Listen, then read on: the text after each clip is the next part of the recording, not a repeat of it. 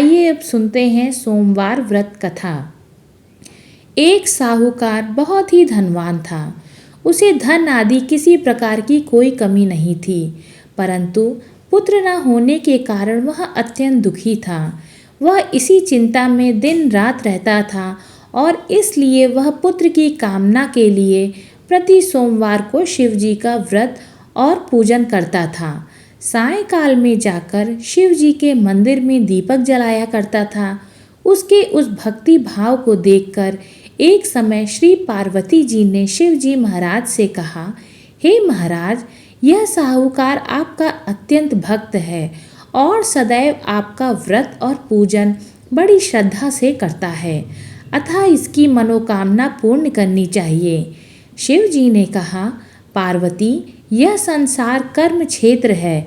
जैसे किसान खेत में जैसा बीज बोता है वैसा ही फल काटता है, उसी तरह इस संसार में जो जैसा कर्म करता है वैसा ही फल भोगता है। पार्वती ने अत्यंत आग्रह से कहा कि महाराज, जब यह आपका ऐसा भक्त है और यदि इसको किसी प्रकार का कोई दुख है तो उसको अवश्य दूर करना चाहिए, क्योंकि आप तो सदैव भक्तों पर दयालु हैं, उनके दुखों को दूर करते हैं।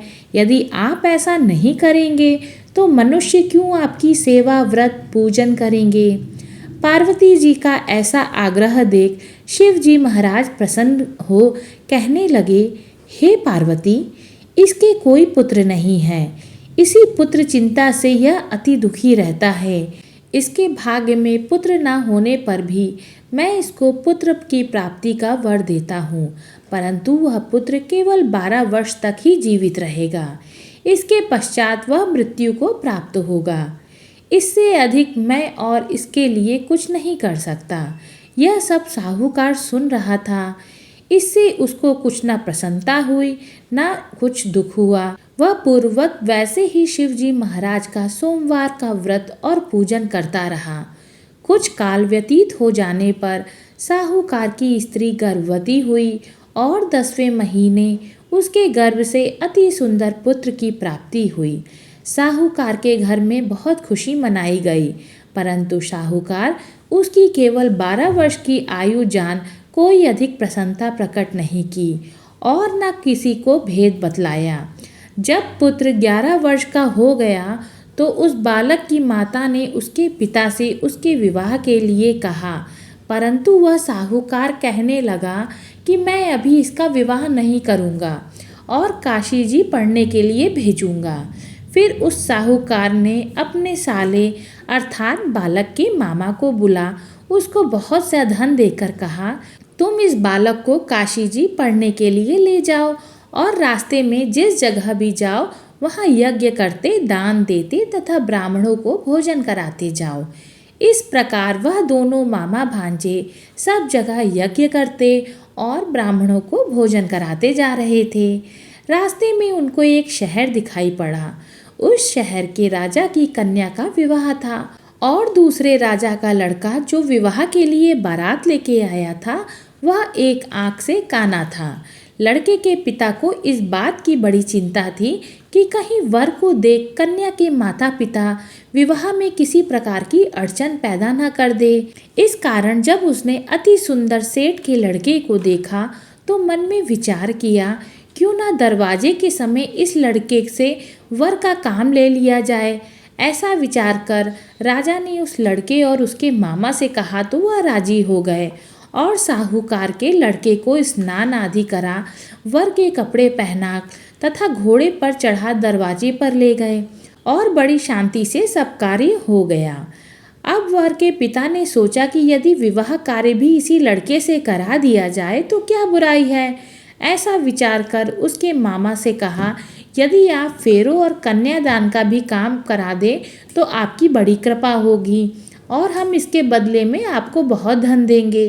उन्होंने यह भी स्वीकार कर लिया और विवाह कार्य बहुत अच्छी तरह से हो गया। परंतु जिस समय लड़का जाने लगा तो उसने राजकुमार की चुनरी के पल्ले पर लिख दिया, तेरा विवाह तो मेरे साथ हुआ है, परंतु जिस राजकुमार के साथ तुमको भेजेंगे वह एक आँख से काना है और मैं तो काशी जी में पढ़ने जा रहा हूँ।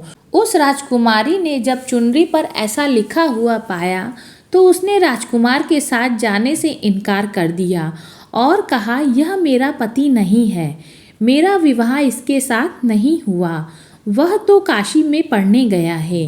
राजकुमारी के माता पिता ने अपनी कन्या को विदा नहीं किया और बारात वापस चली गई। उधर सेठ जी का लड़का और उसके मामा काशी जी पहुंच गए। वहां जाकर उन्होंने यज्ञ करना और लड़के ने पढ़ना शुरू कर दिया। जब लड़के की आयु 12 साल की हो गई तब उन्होंने यज्ञ रखा कि उस लड़के ने अपने मामा से कहा, मामा जी आज मेरी तबीयत कुछ ठीक नहीं है। मामा ने कहा, अंदर जाकर सो जाओ। लड़का अंदर जाकर सो गया। थोड़ी देर में उसके प्राण निकल गए। जब उसके मामा ने आकर देखा कि वह मर गया है तो उसको बड़ा दुख हुआ। उसने सोचा कि मैं अभी रोना पीटना मचा दूंगा तो यज्ञ का कार्य अधूरा रह जाएगा। अतः उसने जल्दी से यज्ञ का कार्य समाप्त कर ब्राह्मणों को घर जाने के बाद रोना पीटना आरंभ कर दिया। संयोगवश उस समय शिव जी महाराज और पार्वती जी उधर से जा रहे थे।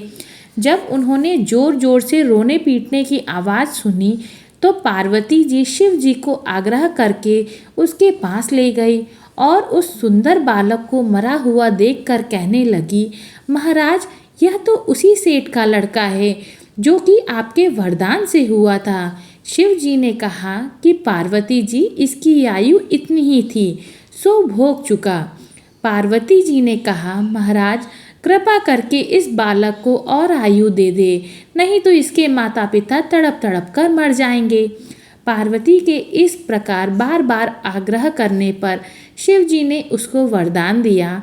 शिव जी महाराज की कृपा से लड़का जीवित हो गया। शिव पार्वती कैलाश चले गए। तब वह लड़का और उसके मामा उसी प्रकार यज्ञ करते हुए अपने घर की ओर चल पड़े और रास्ते में उसी शहर में आए जहाँ पर उस लड़के का विवाह हुआ था। वहाँ पर आकर जब उन्होंने यज्ञ आरंभ कर दिया तो उस लड़के के ससुर ने उसको पहचान लिया और अपने महल में लाकर उसकी बड़ी खातिर की। साथ ही बहुत सारा धन और दासियों सहित बड़े आदर और सत्कार के साथ अपनी लड़की और जमाई को विदा किया।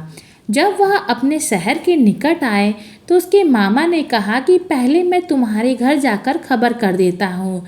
उस समय उसके माता पिता अपनी घर की छत पर बैठे हुए थे और उन्होंने प्रण कर रखा था कि यदि हमारा पुत्र सकुशल घर आया तो राजी खुशी नीचे आ जाएंगे, नहीं तो छत से गिरकर अपने प्राण दे देंगे।